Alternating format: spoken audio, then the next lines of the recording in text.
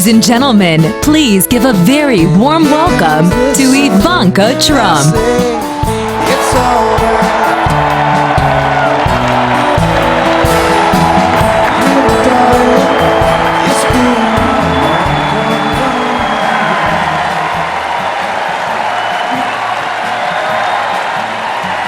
Good evening.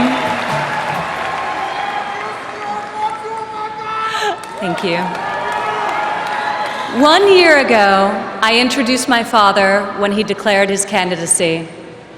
In his own way and through his own sheer force of will, he sacrificed greatly to enter the political arena as an outsider, and he prevailed against a field of 16 very talented competitors. For more than a year, Donald Trump has been the people's champion, and tonight, he is the people's nominee.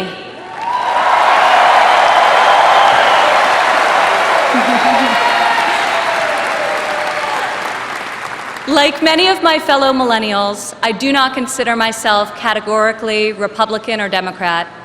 More than party affiliation, I vote based on what I believe is right for my family and for my country. Sometimes it's a tough choice. That is not the case this time. As the proud daughter of your nominee, I am here to tell you that this is the moment and Donald Trump is the person to make America great again.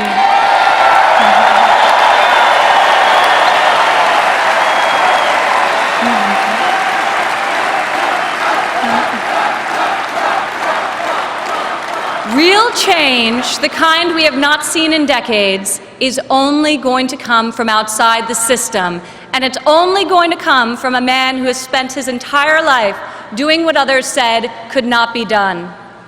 My father is a fighter. When the primaries got tough, and they were tough, he did what any great leader does. He dug deeper, worked harder, got better, and became stronger. I have seen him fight for his family. I have seen him fight for his employees.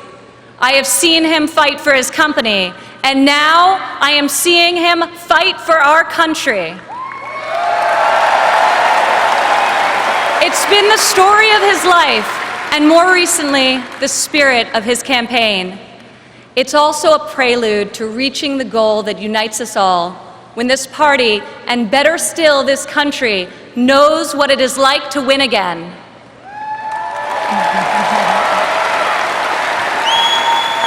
If it's possible to be famous and yet not really well known, that describes the father who raised me. In the same office in Trump Tower, where we now work together, I remember playing on the floor by my father's desk, constructing miniature buildings with Legos and erector sets, while he did the same with concrete, steel, and glass. My father taught my siblings and me the importance of positive values and a strong ethical compass.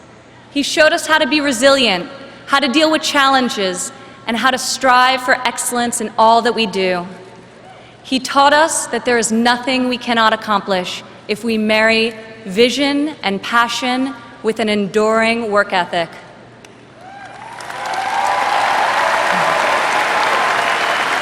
One of my father's greatest talents is his ability to see potential in people before they see it in themselves. It was like that for us too growing up. He taught us that potential vanishes into nothing without effort, and that like him, we each had a responsibility to work not just for ourselves, but for the betterment of the world around us. Over the years, on too many occasions to count, I saw my father tear stories out of the newspaper about people whom he had never met who were facing some injustice or hardship. He'd write a note to his assistant in a signature black felt-tip pen and request that the person be found and invited to Trump Tower to meet with him. He would talk to them and then draw upon his extensive network to find them a job or get them a break. And they would leave his office, as people so often do after having been with Donald Trump, feeling that life could be great again.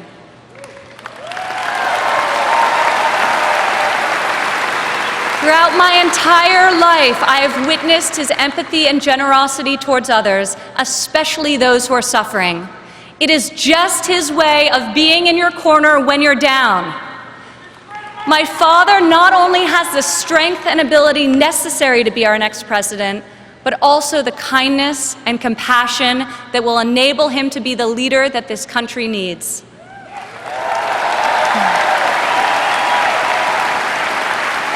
My father has a sense of fairness that touches every conviction he's held.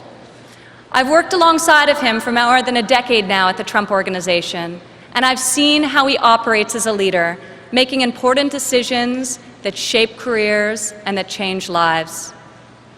I've learned a lot about the world from walking construction jobs by his side. When run properly, construction sites are true meritocracies. Competence in the building trades is easy to spot, and incompetence is impossible to hide.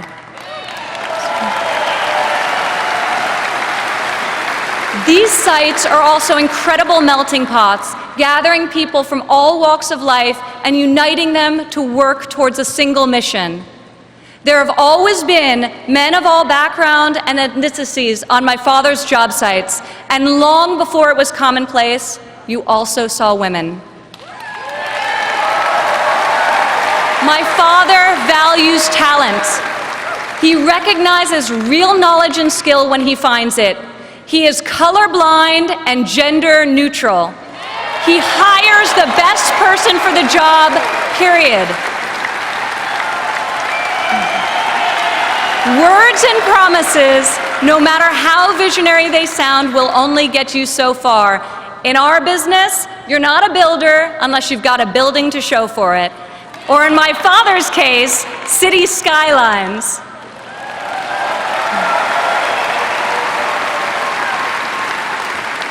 Most people strive their entire lives to achieve great success in a single industry.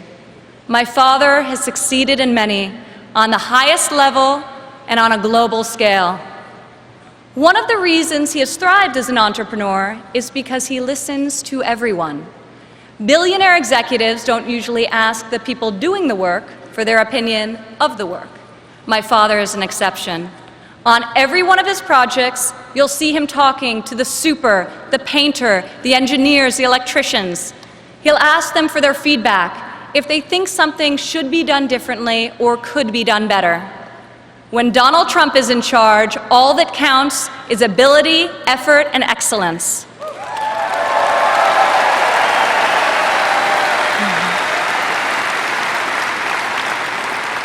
This has long been the philosophy at the Trump Organization. At my father's company, there are more female than male executives. Women are paid equally for the work that we do, and when a woman becomes a mother, she is supported, not shut out.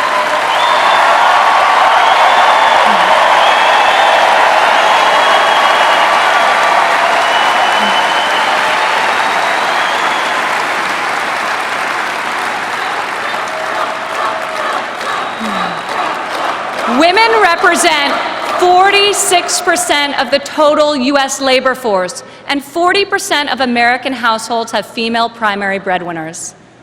In 2014, women made 83 cents for every dollar earned by a man. Single women without children earn 94 cents for each dollar earned by a man, whereas married mothers made only 77 cents. As researchers have noted, gender is no longer the factor creating the greatest wage discrepancy in this country. Motherhood is. As president, my father will change the labor laws that were put in place at a time when women were not a significant portion of the workforce. And he will focus on making quality childcare affordable and accessible for all.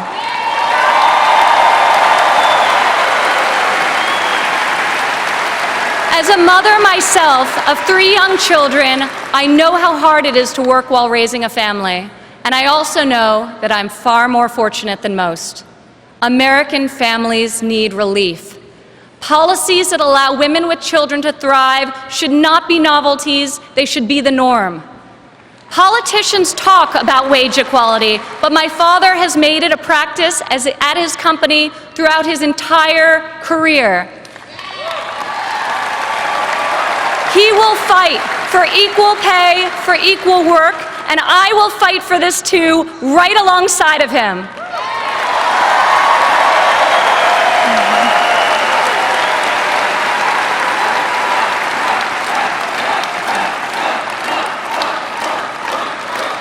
Americans today need an economy that permits people to rise again. A Trump presidency will turn the economy around and restore the great American tradition of giving each new generation hope for brighter opportunities than those of the generation that came before. In Donald Trump, you have a candidate who knows the difference between wanting something done and making it happen. When my father says that he will build a tower, keep an eye on the skyline. Floor by floor, a soaring structure will appear, usually record-setting in its height and iconic in its design. Real people are hired to do real work. Vision becomes reality.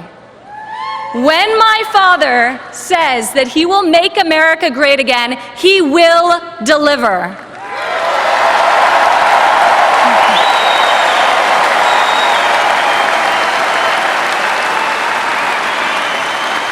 We have a chance this year to reclaim our heritage as a country that dreams big and makes the impossible happen.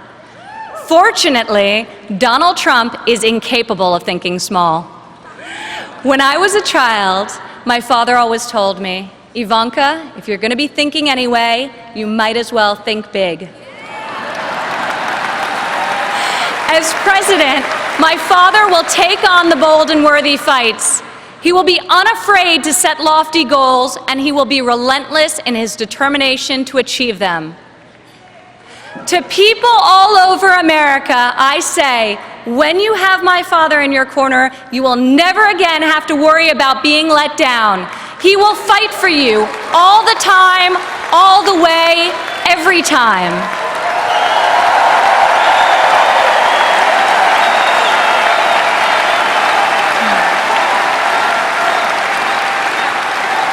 Maybe it's the developer in him, but Donald Trump cannot stand to see empty main streets and boarded-up factories.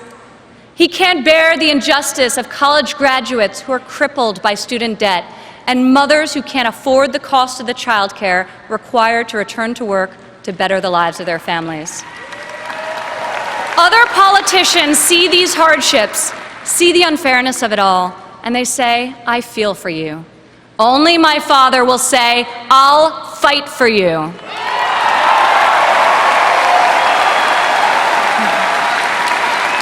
The hard-working men and women of this country identify with my father. He is tough and he is persevering. He is honest and he is real. He's an optimist and he's a relentless believer in America and all of her potential. He loves his family and he loves his country with his heart and his soul. Politicians ask to be judged by their promises, not their results. I ask you to judge my father by his results. Judge his values by those he's instilled in his children. Judge his competency by the towers he's built, the companies he's founded, and the tens of thousands of jobs he's created.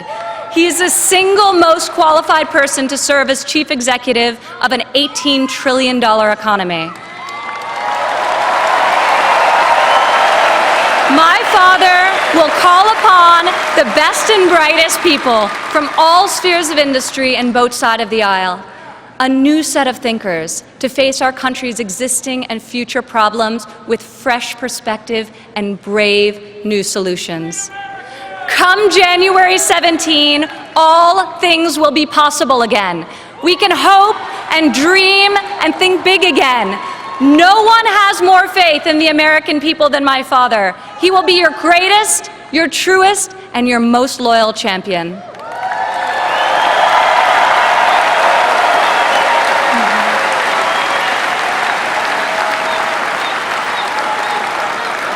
This is the fighter, the doer that you have chosen as your nominee. In ways no one expected, this moment in the life of our country has defined a mission, and given it to an extraordinary man. He is ready to see it all the way through, to speak to every man and every woman of every background in every part of this great country, to earn your trust and to earn your vote. He earned that and much more from me a long time ago. I have loved and respected him my entire life, and I could not be more proud tonight to present to you and to all of America my father and our next president,